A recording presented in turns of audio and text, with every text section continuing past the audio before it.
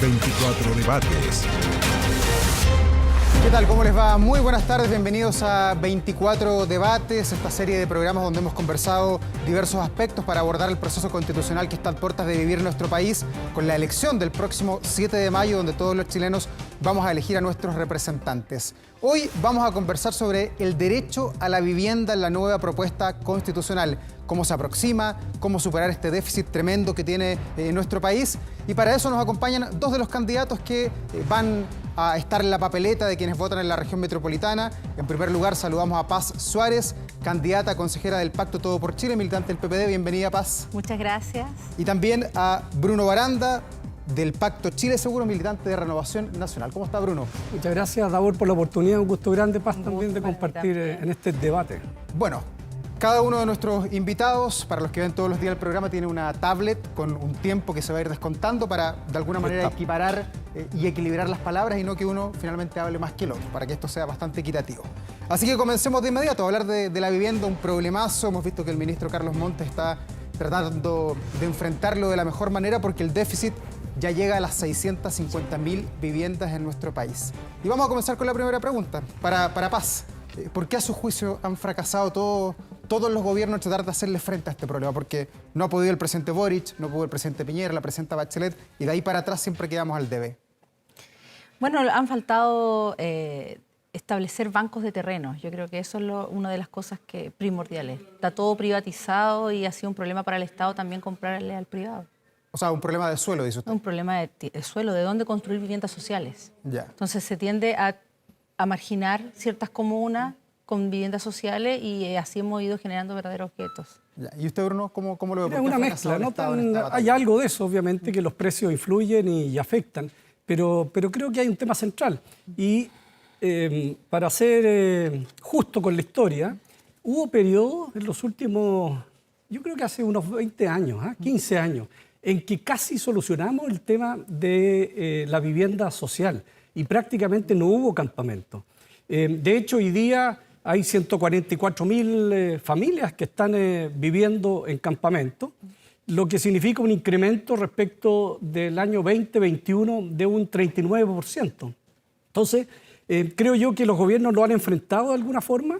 Hemos ralentizado la entrega de vivienda. El promedio de entrega de vivienda desde el año 2011 al año 2021 era en torno a los 5.600 viviendas en promedio mensual.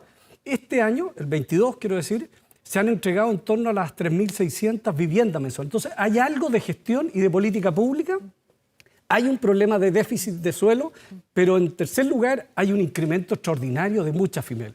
Un tercio de las familias que están viviendo en campamentos hoy día son extranjeros. En consecuencia, también el fenómeno migratorio vino a impactar por las carencias con que llegaron. Tiene varias aristas. Paz, ¿cómo ve usted? ¿Cómo podemos solucionar este problema? Porque el paliativo es a 650.000 viviendas, pero, por ejemplo, el gobierno del presidente Gabriel Boric ha dicho que en su mandato completo de 4 años va a poder construir 260.000. Bueno, primero decir que la pregunta es problema de vivienda y no toda la gente tiene problema de vivienda porque vive en campamento. Hay miles de familias que no tienen casa propia y no viven en campamento, están en una situación de arriendo. Entonces no podemos hablar solamente de los campamentos, que es otro problema ese también, que tiene que ver con problemas distintos. Muy distintos, exactamente. Ahora, el ministro Montes ha hecho todos los gestos y yo creo que le ha ido bastante bien al gobierno en esa materia, porque hay terrenos que se han comprado en este gobierno que no había sido imposible en gobiernos anteriores, incluyendo los de la concertación, no solamente el anterior. Así que... Pero ahí permítame un paréntesis, porque el año pasado se construyeron solo 34.000 viviendas, creo. O sea, no se ejecutó el presupuesto, sino en una proporción muy bajita. No. Entonces yo creo que hay un tema de gestión y de decisión, de preocupación política. No sé quién es el responsable, porque no es... Y hay especulación de los suelos también, del costo de los suelos, que el ministro Montes lo ha denunciado. Indudable. Yo partí diciendo que ese es uno de los elementos importantes que ha afectado bastante, pero el Estado tiene que tener herramientas, el Estado tiene que actuar a mediano y largo plazo. Pareciera que los presupuestos en vivienda son a cortito plazo, entonces no miramos precisamente hacia dónde va el desarrollo urbano y lo hacemos también sin tener una mirada global de desarrollo urbanístico. A propósito de delincuencia, a propósito de la escuela, a propósito de la formación de las personas, de la calidad de vida, etcétera, y del transporte público. Esa mirada a largo plazo falta en el país, creo que afecta enormemente. Paz, ¿cómo observas este tema? ¿Cómo podemos solucionarlo en el corto plazo? Además, porque hoy día uno ve las prioridades del país, la delincuencia número uno por lejos, luego están temas de salud, pensiones, pero la vivienda siempre queda relegada a un último lugar y es importante para los estados y más para un país como el nuestro, que es Chile. Yo creo que el ministro Monte en esta pasada ha hecho harto más que incluso gobiernos nuestros de la concertación, ¿eh? Pero también falta políticas de construcción de vivienda. Hay gente que tiene sitio propio, que puede construir, pero los materiales han incrementado también el costo y eso las constructoras hoy día no están construyendo producto de que los materiales han subido de precio. Por lo tanto, hay varios factores que hay que solucionar y no solamente el tema de la vivienda propiamente tal, sino todo lo que eso influye.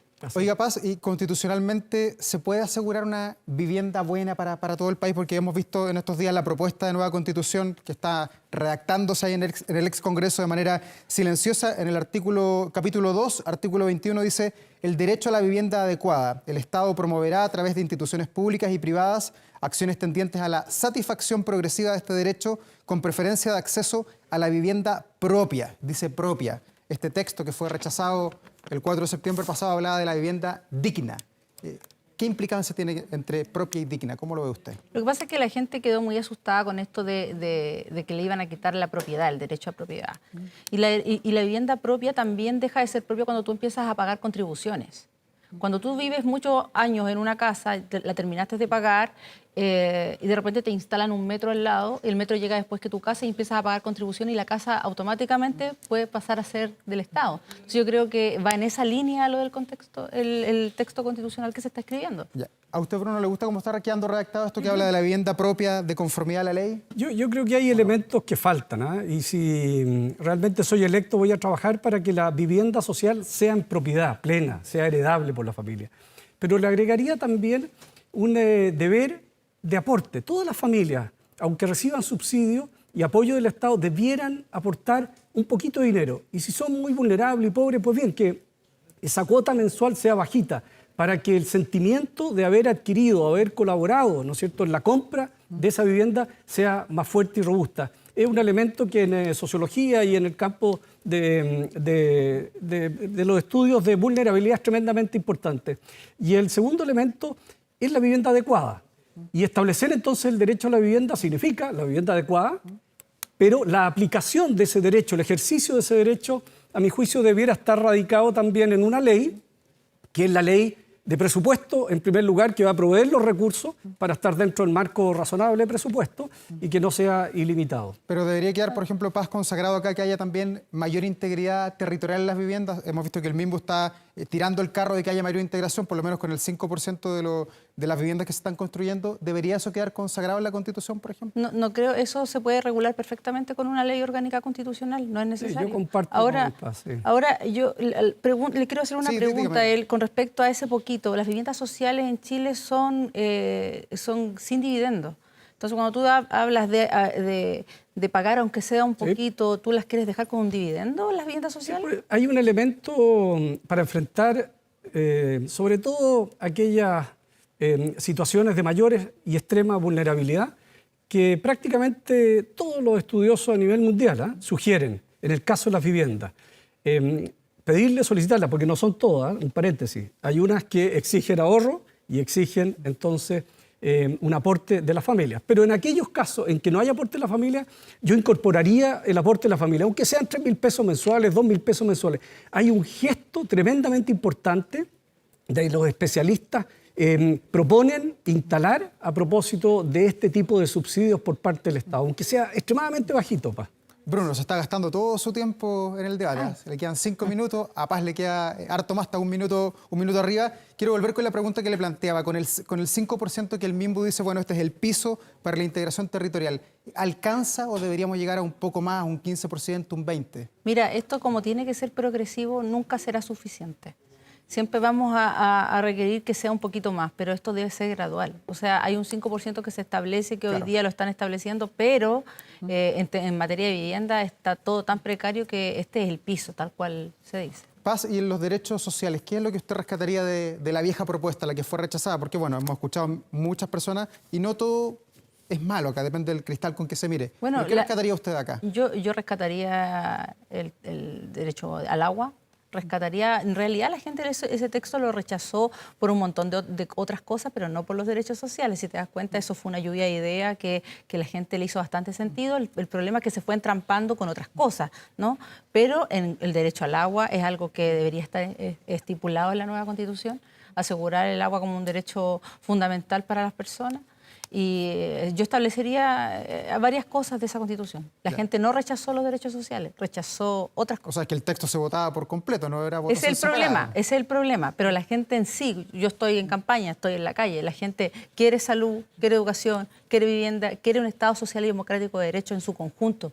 La gente te habla de todo un poco, pero el Estado social y democrático de derecho es el paraguas de todo lo que la gente necesita. Y eso no fue lo que la gente rechazó todo lo demás. Ya. ¿Y usted, Bruno, rescata Ahora, algo? Su partido estuvo por el voy a rebatir, pero cortito para no consumir mis minutos. Pero en parte, Paz, yo creo que también rechazó por los derechos sociales, no a propósito de instalar los derechos sociales. Yo soy de la idea que necesitamos derechos sociales más fuertes, de la mano con una ley que regule la exigibilidad, la aplicación y el presupuesto.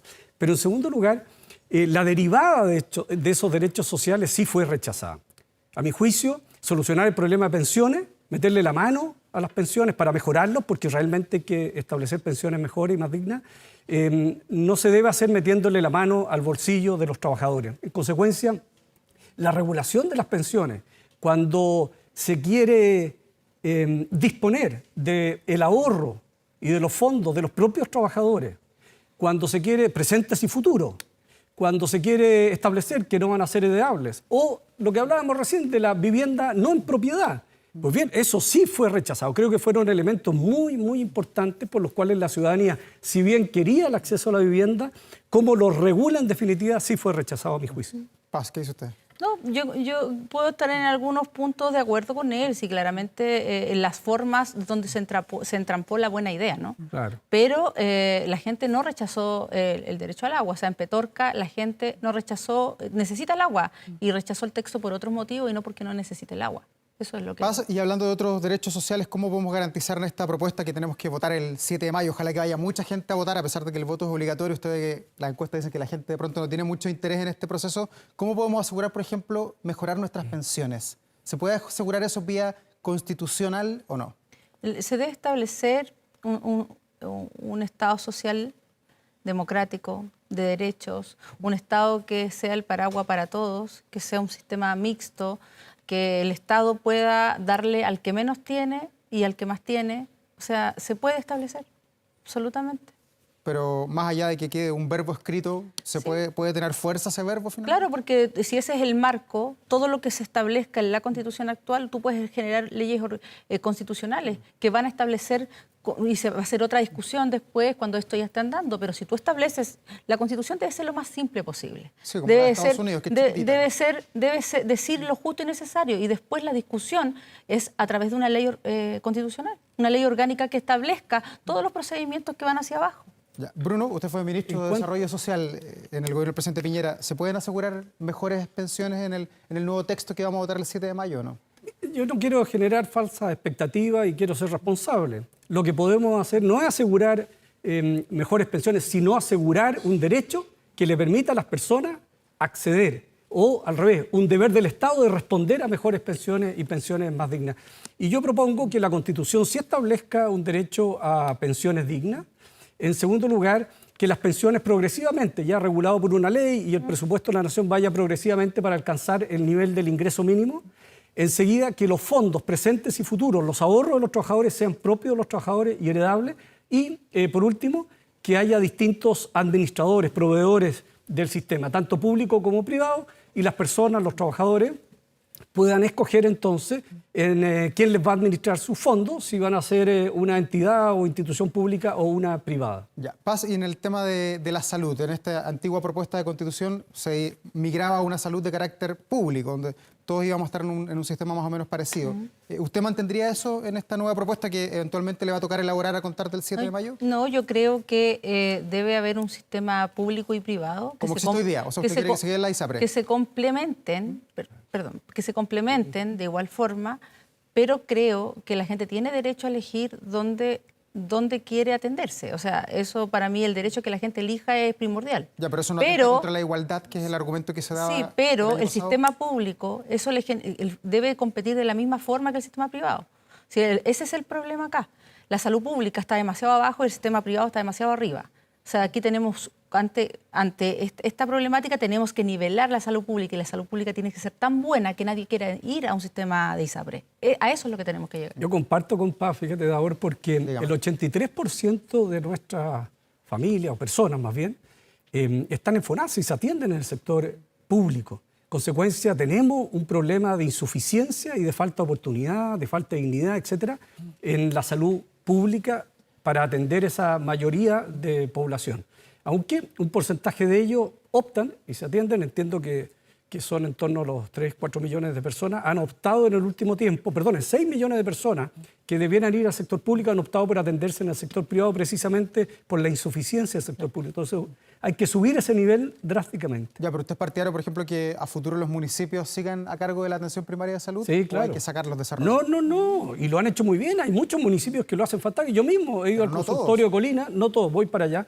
Yo voy al consultorio Colina, pero estoy muy consciente que deben ser dentro de los 10, 20 municipios con buena atención primaria de salud. Y lo que tiene que hacer el Estado entonces es nivelar para arriba, ponerle los patines a esos consultorios que faltan, inyectarle recursos, gestión si es necesario, para que precisamente sean, como dice Paz, tan buenos que yo tenga la oportunidad y la libertad de escoger entre uno y otro sistema. Paz, le quedan 4 minutos a usted, a Bruno le quedan 2 minutos con 12 segundos. En temas de salud, ¿qué hacemos con los municipios? Y también aprovecho para preguntarle en la garantía y en el asegurar los derechos sociales, ¿cuál es el rol que deben tener los alcaldes y los municipios que vemos que cada uno tiene un presupuesto distinto? Unos son millonarios y otros son muy, pero muy pobres. Ese es el gran problema que tiene la salud pública y la salud, la educación y un montón los municipios administran pobreza.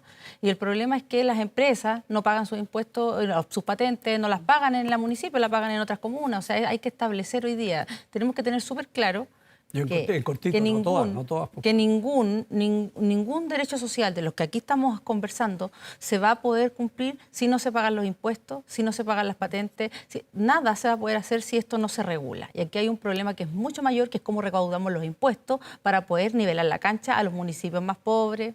O sea, la gente vive, una persona de una comuna vulnerable versus una persona de una comuna de mayor ingreso, tiene mejores accesos a la educación, mejores accesos al área verde, y eso es producto de los dineros que administran los municipios. ¿Y eso se puede regular de alguna manera? ¿Usted es partidario, no sé, de una bolsa o de un pozo común de dinero que reparte equitativamente a los municipios? Sí, ¿Eso es lo que me está diciendo? Sí, claro, debería buscarse el mecanismo que de tal. Por ejemplo, las empresas, las fábricas, siempre están en las comunas más vulnerables. Y las oficinas de esas empresas están en las comunas con mayor ingreso. Por lo tanto, afecta la calidad de vida de las personas que están digamos, en las comunas, y las platas de sus patentes las pagan en comunas con mayor ingreso. Paz, hablemos de otro tema también, Bruno, que está sobre la mesa, que tiene que ver con derechos sociales y también con un derecho prácticamente a la vida hoy día en nuestro país, que tiene que ver con la seguridad. ¿Hoy día usted es partidario, Paz, de mantener los estados de excepción que tiene la Constitución del 80 vigente en nuestro país o no? Sí, yo creo que se tiene que mantener. Yo creo que nosotros como Concertación los usamos y es algo que no tenemos por qué sacarlo. Es una herramienta. No es la idea usarlo, pero es una herramienta para poder gobernar, sin duda. ¿Y hay que usarlos con mayor frecuencia? A propósito de todo el debate que hay si decretamos estado de excepción en la región metropolitana, ¿no? O sea, esto es a medida que uno va viendo la situación, ¿no? Ahí está la autoridad responsable que debe tomar esa... No soy yo la que está gobernando, por lo tanto, somos parte de una coalición que sí puede hacer presión para poder utilizarlo. Yo creo que hay que utilizarlo, pero un estado de excepción no sirve de nada si no viene complementado, por ejemplo, con redadas en las poblaciones, con un plan de seguridad duro, ¿no? O sea, ¿qué sacamos con encerrar la metropolitana si no hay un plan efectivo en seguridad? Bruno, ¿cómo podemos literalmente asegurar que Chile sea un país más seguro, que la gente no tenga miedo de salir a las 11 de la noche, un día miércoles, caminar por cualquier comuna del país sin que le pase algo? ¿Cómo volvemos? Hoy día prácticamente en los hechos hay un estado de excepción, pues la gente se encierra muy tempranito. ¿Pero se puede asegurar eso vía Constitución? No se puede asegurar eso, pero sí establecer directrices para que el resto del aparato del Estado, el Poder Ejecutivo, el Poder Judicial, las propias Fiscalías, el resto de las instituciones reaccione para que primero no haya impunidad. se ejecuten las leyes. Pareciera ser que las leyes, las sanciones, las multas, las penas están más bien hechas para ser aplicadas o ejecutadas para las personas honestas y los delincuentes están fuera y hay extraordinaria impunidad. Si tú estableces primero un deber, que es una propuesta, un deber del Estado de resguardar el orden y la paz social. En segundo lugar, consagras constitucionalmente algunas instituciones como Carabineros de Chile, las policías, y los titulas, ¿no es cierto?, como las entidades que tienen el monopolio del ejercicio de la fuerza, los empodera, los reconoce. En tercer lugar, hace una bajada para que los municipios y el resto de las instituciones tengan que coayudar a la persecución del delincuente. Pero enseguida tiene que aplicarse justicia. Los tribunales tienen que llegar oportunamente con fallos, con investigación, y la Fiscalía es lo mismo. Tenemos un déficit importante, no solo de las policías, sino del resto del aparato público para condenar y recoger estas directrices constitucionales que les empoderan las instituciones finalmente para lograr hacer buenas investigaciones, capturar y sancionar a los delincuentes. Paz, quería llevarla a otro tema. A propósito, decía Bruno, hablaba de los temas públicos, del Estado. ¿Cómo hacemos para fortalecer de alguna manera la labor del Estado? Y sobre todo me quiero referir al Congreso, donde hoy día hay una fragmentación tremenda de la política. Ingresa un militante por un partido político, luego renuncia, se va y no pasa nada, y vemos que la posibilidad de llegar a acuerdos permanentes se hace cada vez más infructuosa. ¿Cómo aseguramos a través de la Constitución que eso se pueda regular, de que el PPD, que es su partido, por ejemplo, tenga a los diputados que eligió en el proceso eleccionario y no vaya de alguna manera desgranándose en el camino? La verdad es que yo soy de las que no creo en los independientes. ¿Por qué? Porque los independientes no tienen un compromiso partidario, no tienen un compromiso con ideas. Pueden tener buenas ideas, pero se representan a sí mismos. Y en el momento de las votaciones y en el momento de generar leyes y políticas públicas van a representarse a sí mismos. Creo que hay que fortalecer los partidos políticos. Yo creo que hay que buscar los mecanismos. Si un diputado decide irse de la bancada una vez que salió electo, debería dejar el cupo porque finalmente la gente debería votar por el partido y la línea política. O sea, usted solo lo votaría a favor, porque eso ya está en la propuesta de la nueva Constitución que se está elaborando. Si usted es elegida, va a tener que ratificar eso. El fortalecer los partidos políticos, los independientes se representan a sí mismos. Un partido político representa ideas. Ya. ¿Y la Constitución debe fortalecer la democracia? ¿Debe ser un ancla fuerte para que esto se mantenga a flote? Costó ganar la democracia, la ganamos, la democracia se defiende. Por lo tanto, es el ancla y el marco para cualquier tipo de conversación en la nueva Constitución. Ya. Bruno, ustedes están en terreno ya, están en campaña, ambos ahí, me imagino, desplegándose por la región metropolitana.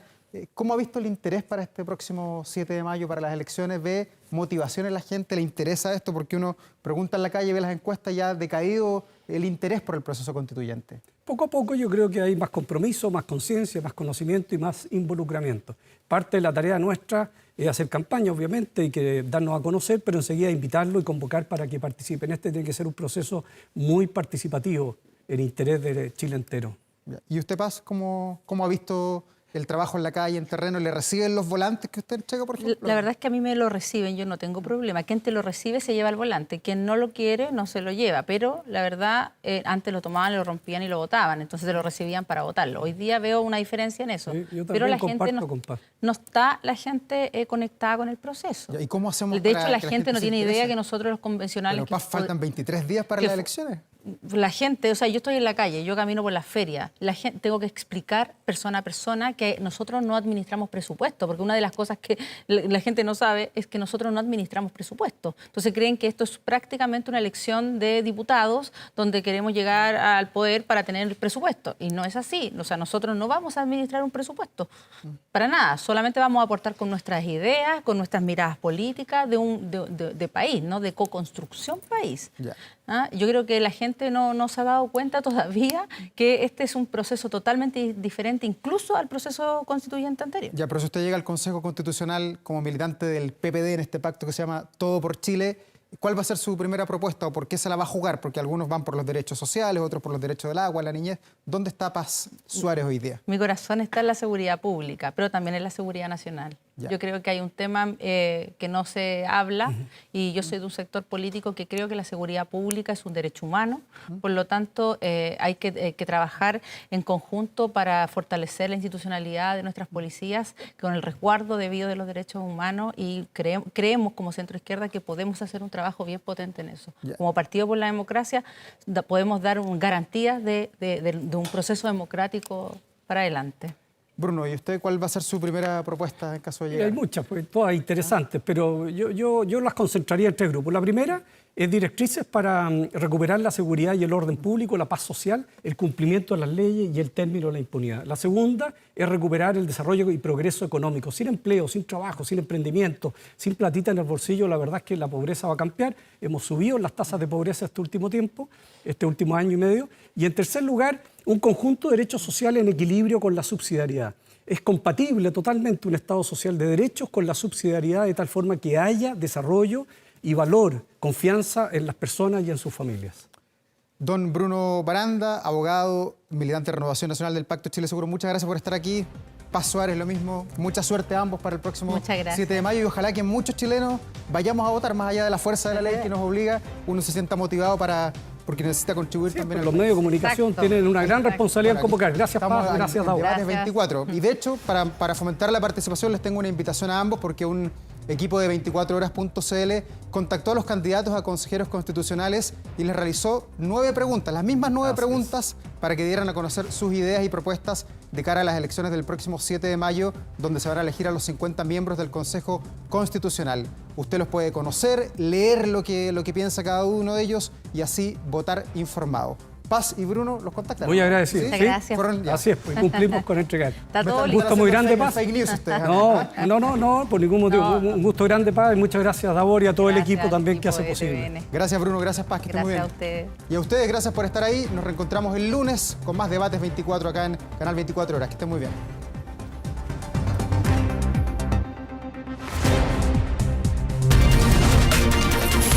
...24 debates...